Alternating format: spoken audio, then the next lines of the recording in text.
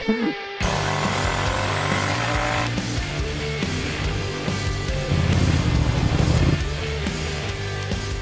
hope that this is the worst of it.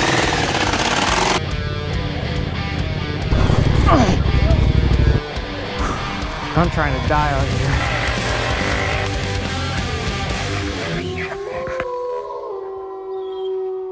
We just went on this trip. We've got a bunch of new camping equipment, a bunch of new gear, and we have kind of an experimental motorcycle.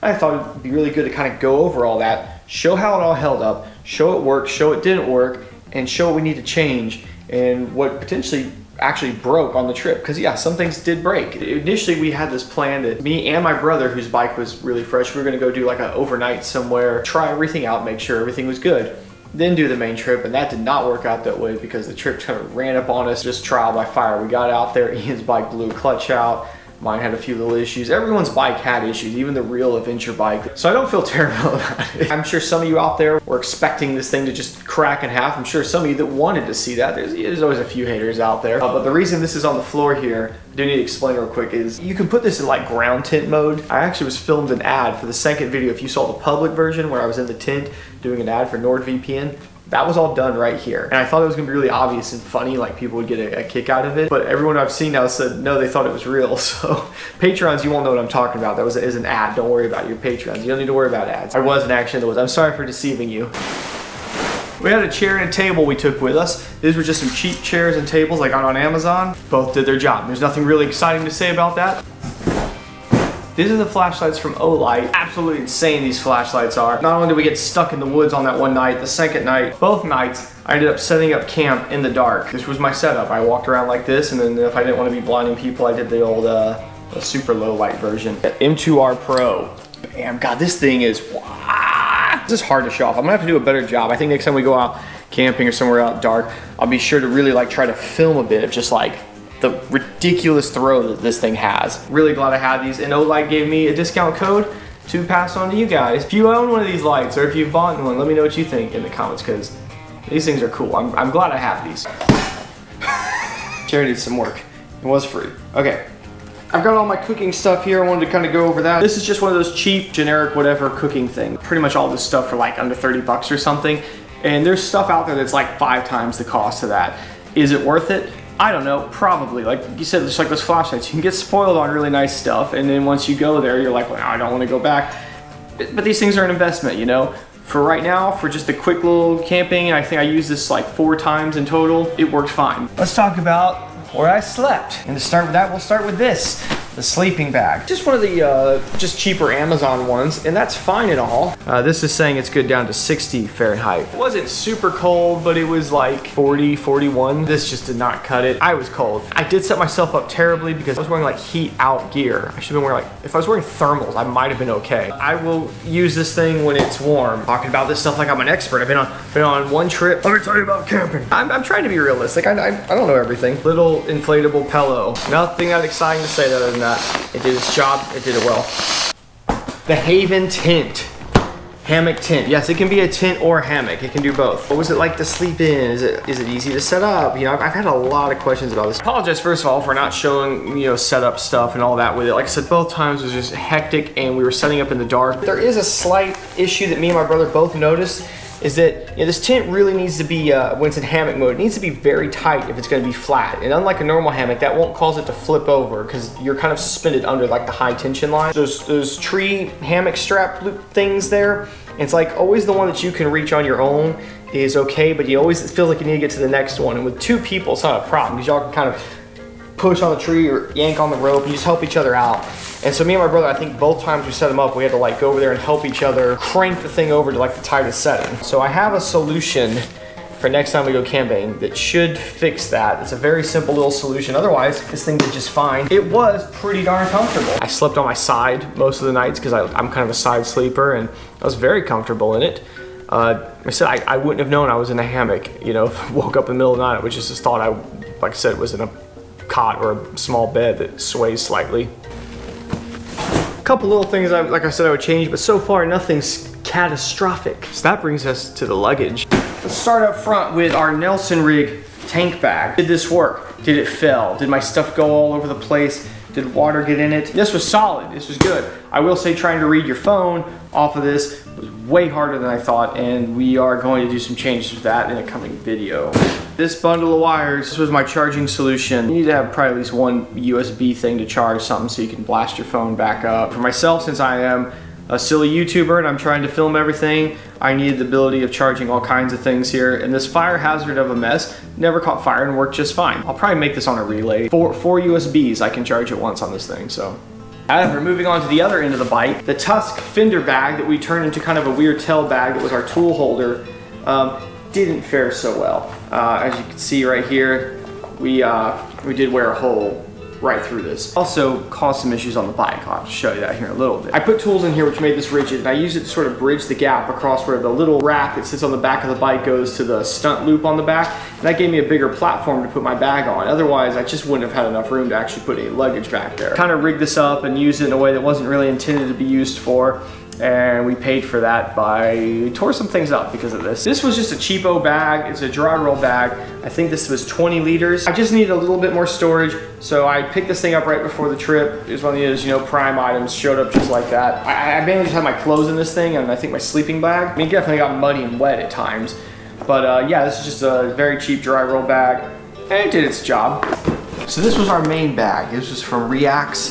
It was, I think, the Poseidon or something it was called. 25 liters. This held the bulk of our items. It was the bag that stuck out the widest and kind of hung off the back the most. Even though we tried to have that piece underneath it, it still definitely was subject to a lot of pounding and mud. It was a pretty rough time this thing had. Did it hold up? Did it keep my things dry? And did it do its job? Mostly. We did in fact rip some small holes in the bag, and I honestly think they held up pretty good. The amount of times I was running up against trees when I was just being dumb riding into them because I was fatigued, trying to go around some of those big mud puddles before I just figured I just needed to go through them. I'm sure somewhere along that ways we snagged the bag. Found a bunch of vinyl bag repair things. People use these for their waders. You know, they go out in the water and they go fishing and they say these work great. So okay, so I've got the bag turned inside out here, which is a real pain to do, but here's our little hole, and it's actually not very big. You can see some of these other areas right here where it was almost worn through, and it's pretty thin. So I'm thinking to make a patch that just kind of covers all of that just to be safe. Put some denatured alcohol on here to get rid of any nature.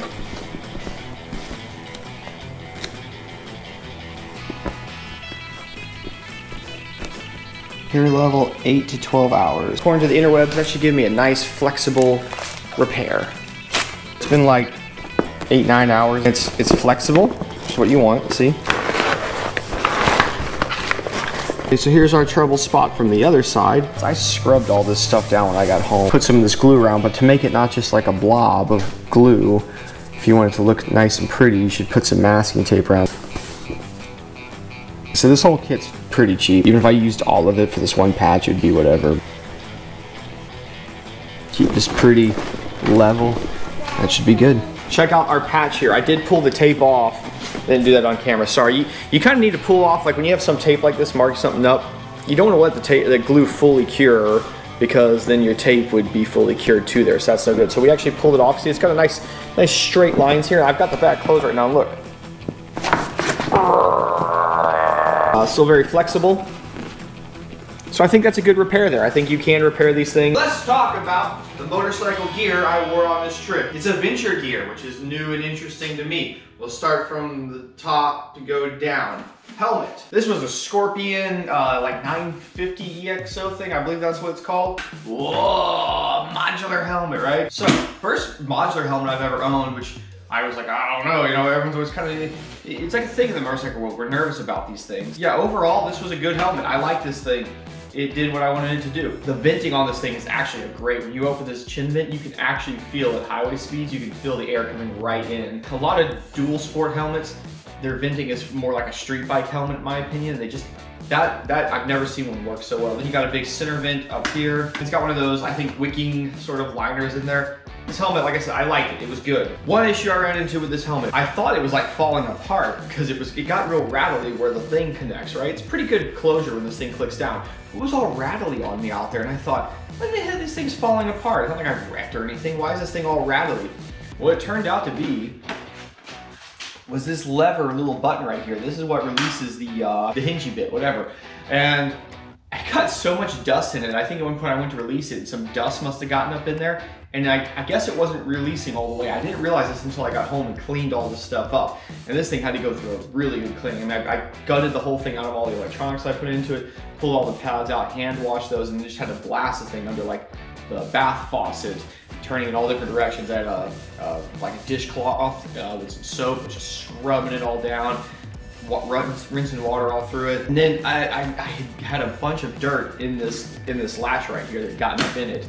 And a lot of that came from probably the third day on that trip where we were just getting blasted with sand and dirt. So a bit annoying, but I mean, it's one of those things that's like, well, I mean, it's an insane level of dust. It really was, and I think it's kind of hard to fault the helmet fully for it. I mean, I don't really know what they would do to avoid that. You don't want to put like an O-ring or something up inside here. All in all, really liked it. Jacket was fine, nothing exciting to report there one way or another. It did its job, and it was fairly comfortable. It is nice, very good quality gear, and it did clean up well. You can still see some, I just couldn't get some of this like dirt staining out. I don't know if you can see that. I hand washed this really thoroughly too, because there was just impacted sand and everywhere in this thing. Let me know if you guys ever want to see how I clean gear like this. So many people I talk to like just don't ever clean their gear, which is so silly to me because it's so, like, it freshens it up. Like, not just that it doesn't look dirty and it smells nice, like, especially your cheek pads in your helmet, they'll literally, like, you know, if they're feeling a little collapsed, you wash them and it's like it livens them back up. They feel like a new set of pads again. Let me know if you want a video about how I wash my gear. Talk about the gloves here. Again, nothing too exciting to report here. This is just the flying gloves that Revzilla sent me. They're good gloves though. I don't think they're quite as white as they were after washing them. The pants, these are very comfortable to wear. They fit over my knee braces and then they're boot over, which is like, you know, it's kind of an important thing for me. I wear my big knee braces when I ride. The leather here on the sides got a lot of little tears in them, and I think those are from my pegs. My pegs are really sharp corners. They're like CNC dropped dirt style pegs for the FZ. I've ridden the bike a few times just putting around, testing things out like shorts, and I'll cut my calves up on the how sharp those pegs are. So good thing that these are like a strong, good leather in here. A bunch of little nicks in here, nothing real major though. Yeah, I definitely wouldn't do the Venture pant or whatever pant that didn't have a big leather panel right here. And a lot of them on the market don't have that. Right before the trip, I burnt my pants trying to get our guy Anthony get his WR out. It was stuck. I guess at some point I bumped my leg up against there and melted my brand new pants. That was like the first ride I rode on them. So I was less than thrilled about that. And the boots, Forma boots. Never heard of this brand before, but it was highly recommended. These were great, super comfortable to walk around in, very tough still. I think they're waterproof up to about this line right here. And oh man, did that get tested on that trip. These things were completely in the water all the time. Kept my feet dry, comfortable. Felt like they have pretty good protection. Not as much protection as a full-on index boot or anything, of course. There's the boots. That all went well. And that means now we get to talk about the actual motorcycle itself, see what worked and what didn't work, and what we need to fix. Because there are some things that didn't work. There's a catastrophic thing that happened to this bike that almost stopped the entire trip from happening.